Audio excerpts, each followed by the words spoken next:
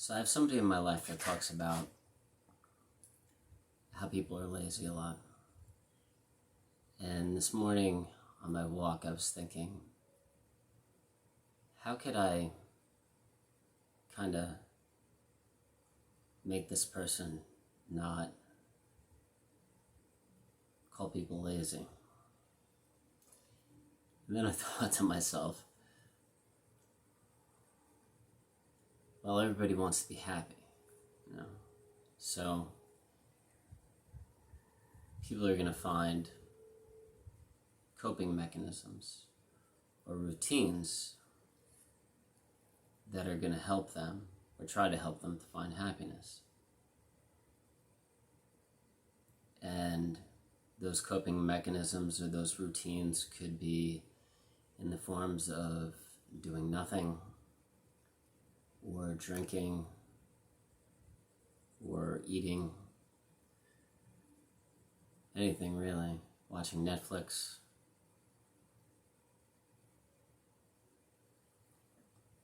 Whatever they think is going to bring them happiness, they're going to partake in. And those coping mechanisms and those routines that they start to develop to bring them happiness are going to start to become habits. And those habits are going to dictate their life. They're going to make choices. And they're going to let certain things go to achieve that happiness, or they're going to start doing things that will make them achieve that happiness.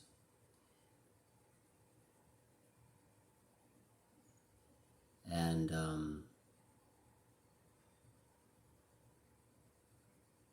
underneath all of that, the habits, the coping mechanisms, the rituals that they develop to gain happiness, underneath that whole system is their belief in what happiness is and what they think will bring them happiness. Also, what they think people should be and what they should be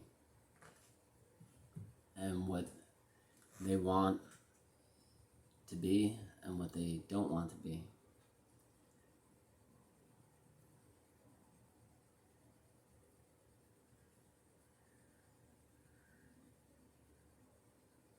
And a lot of it comes down to if the person could find happiness and peace and fulfillment within doing internal things,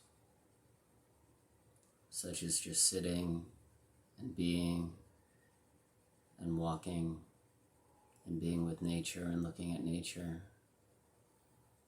Such things don't require much. Or their belief system could be based on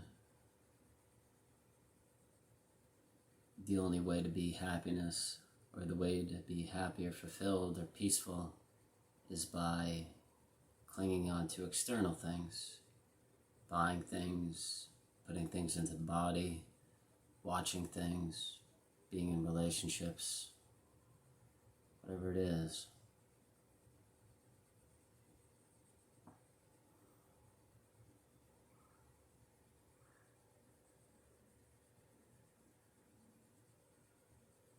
But if a person was just to sit with themselves and listen, to be in stillness, they would most likely realize that they didn't need much. However, that's kind of hard to get at in our culture these days.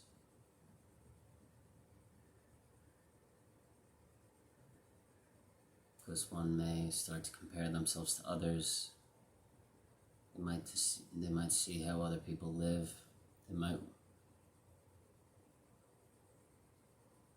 be caught up in what they should have and what they shouldn't have to be accepted by society.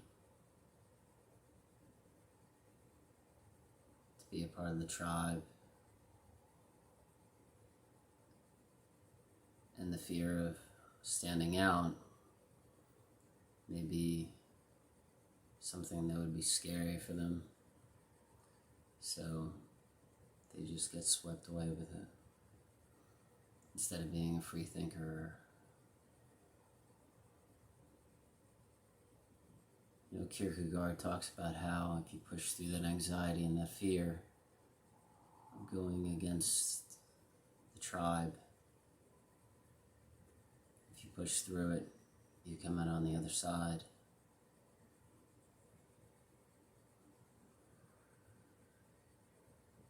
And that's where awakening can begin, or finding the true path, or the path of being present, and inner fulfillment comes once you push past through that. But it takes a lot of strength and courage to pass through that. And maybe some time in solitude to be with the self.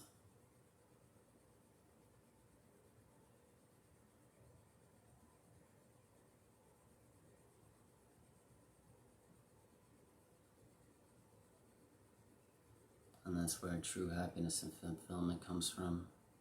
Just being.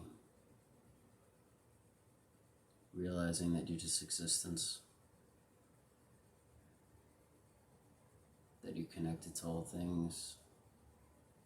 There's no me, there's no I. There's no individual self.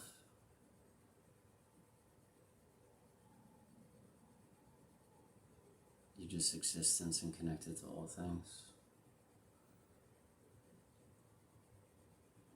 And that's a beautiful feeling. And if one could get there, they realize they don't need the external things, and they don't need to be caught up in society and be like other people. Stop comparing themselves to other people, and they'll just have love, humility, and compassion.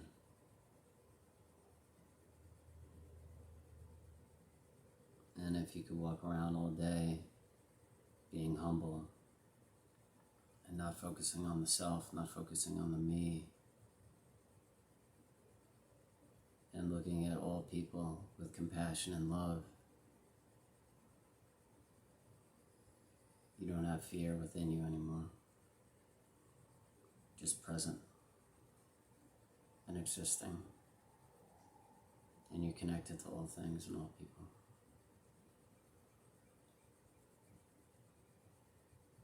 Mansplaining 101, as my sister would call it. Have fun.